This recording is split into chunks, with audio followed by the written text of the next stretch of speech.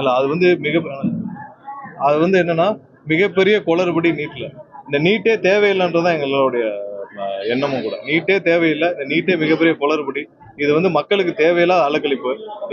இதோட வந்து ஒரு தேர்வை வந்து ஒன்றிய அரசு ஒழுங்கா கூட நடத்த முடியாத அளவுக்கு ஒரு ஒரு தேர்வை கூட ஒழுங்கா நடத்த முடியல. லட்சக்கணக்கான மாணவர்கள் 20 லட்சம் மேற்பட்ட மாணவர்கள் எழுதுறாங்க. ஒரு கொஸ்டின் பேப்பரை கொண்டு போய் சரியா கொடுக்க முடியல.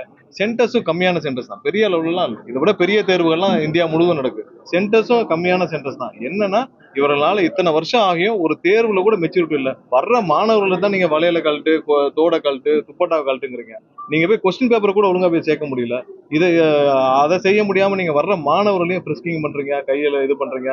ஒரு சின்ன கம்மல் கூட போட விட மாட்டேங்கிறீங்க. அவ்வளவு தூரம் பண்ற நீங்க கொஸ்டின் பேப்பர் கூட கொண்டு போய் சேர்க்க முடியல. அதை கூட கண்டிப்பா இது பண்ண முடியல. மற்ற மாநிலங்கள், அதாவது தென் மாநிலங்கள்லாம் நல்லா இருக்கு. அவர்கள் பாரதிய ஜனதா கட்சி இருக்கிற மாநிலங்கள்லயும் அவங்க இருக்கிற மாநிலங்கள்ல மட்டும் தான் இந்த தவறு நடக்குது. இப்போ கடந்த 2-3 வருஷங்களாவே இந்த தவறு நடந்துகிட்டே தான் இருக்கு. ஆயிரக்கணக்கான பேர் வந்து இந்த இந்த தேர்வு எதுக்கு வச்சாங்க? நல்ல மாணவர்கள், தகுதியான மாணவர்கள் உள்ள வரணும். அதுக்கான இதுவே பர்பஸே சால்வ் ஆகல. ஆயிரக்கணக்கான பேர் சும்மா வந்து இந்த மாதிரியான தவறான முறையில் உள்ள வந்துட்டு இருக்காங்க. போன வருஷம் வந்துச்சு. சுப்ரீம் கோர்ட் வேற வழி இல்லாம கடைசி நேரத்துல அப்ரூவ் பண்ணி இதை இனிமேல் தடுக்க முடியாத அளவுக்கு சுப்ரீம் கோர்ட் விட்டாங்க.